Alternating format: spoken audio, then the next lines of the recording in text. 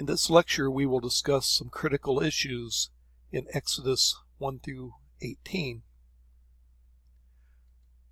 I assume that you know the story, but we can outline the book of Exodus as follows. Exodus 1 through 18 describes the story of the Exodus from Egypt, where God sends Moses to be the deliverer.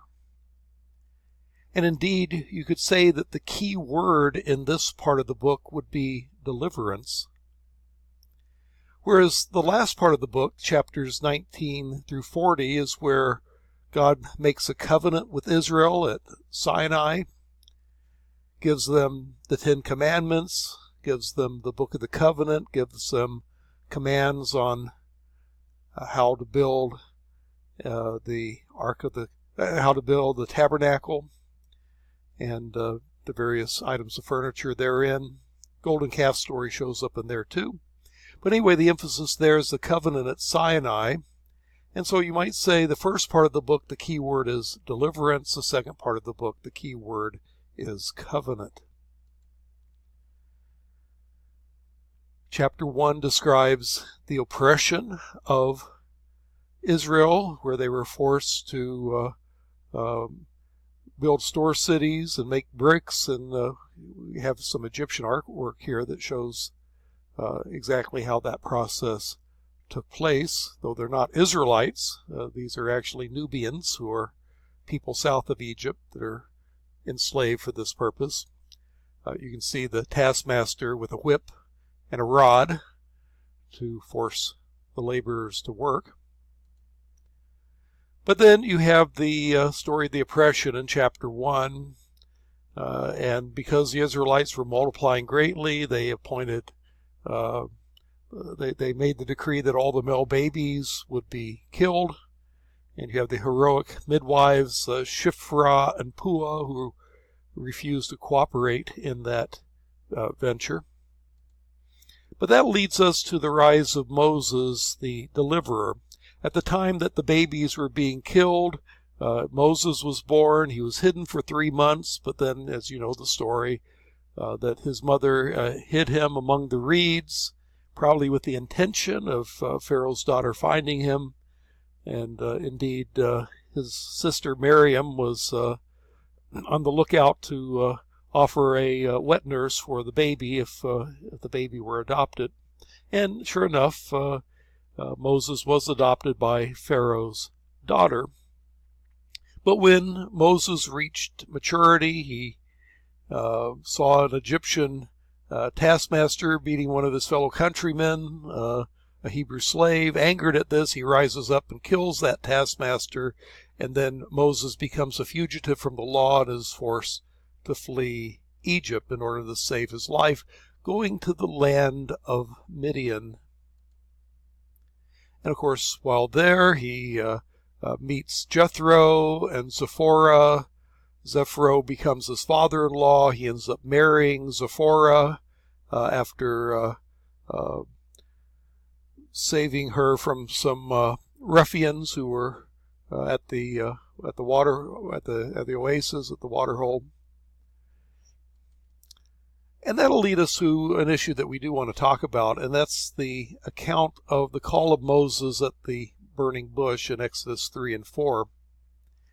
The bush, as it turns out, was the angel of the Lord, but the angel of the Lord is not simply an angel. The angel of the Lord appears to be Yahweh, because even though it's called the angel of the Lord, the voice from the burning bush is that of Yahweh, speaks as Yahweh, and so angel of the Lord frequently seems to have that meaning in the Pentateuch.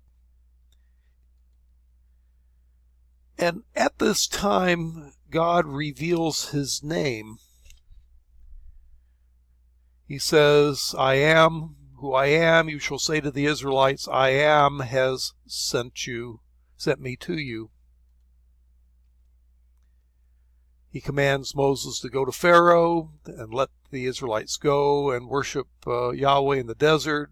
He was given a staff by which he could which could miraculously turn into a snake, and by which he could perform certain miracles. And this would be authentication that Moses' message had come from God. And of course Moses complains, well, I lack eloquence. So God provides Aaron, who would come out to meet him to be his spokesman.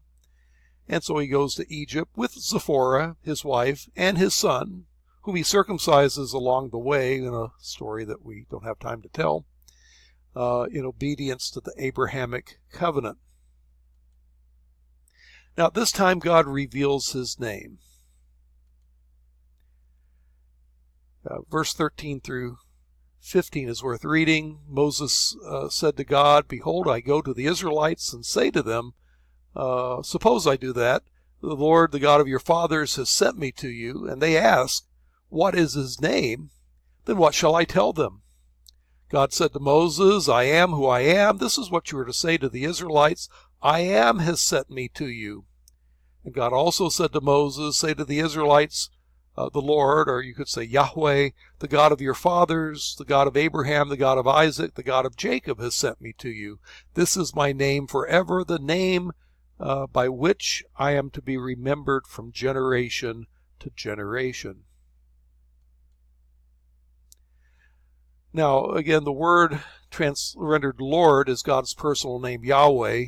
In most Bibles, it appears with L-O-R-D with small cap fonts. Notice the letters are capital letters after the L. And that means that the divine name Yahweh is underneath the English translation Lord. But what's interesting here is that in Hebrew, the word I am is Eheye, and it's kind of a word play, it seems, on the name Yahweh or Yahweh. The name Yahweh probably means he is, or it could equally well be translated he will be or he was, but he is in the sense that he is a present help in time of need, which goes back to the statement in verse 12 of this passage where God promised Moses, "I will be with you, Eheye, with you," and he is there. He is there as a present help in time of need.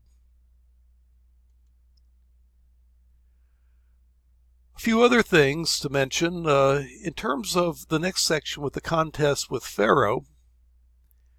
Of course, you know the story that Pharaoh rejects the attempt by Moses to let the Israelites go.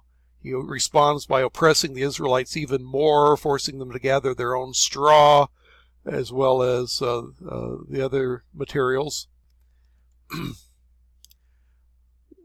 The debated theological issue here is, well, who exactly hardens Pharaoh's heart? So is it God or is it Pharaoh that hardens Pharaoh's heart?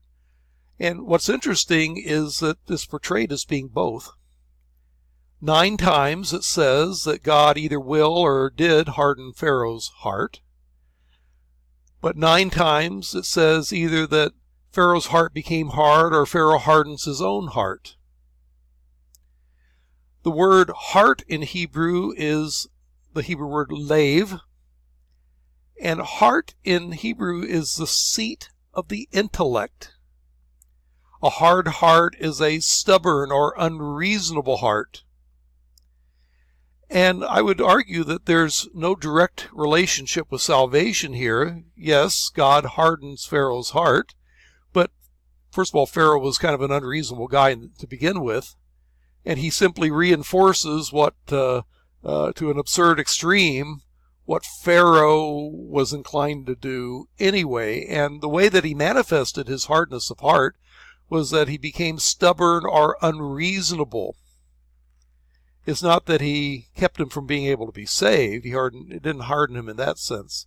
He hardened him in the sense that he did not do the rational and reasonable thing, which would be, with all the plagues that were hitting Egypt, it wasn't worth it. He should let the Israelites go.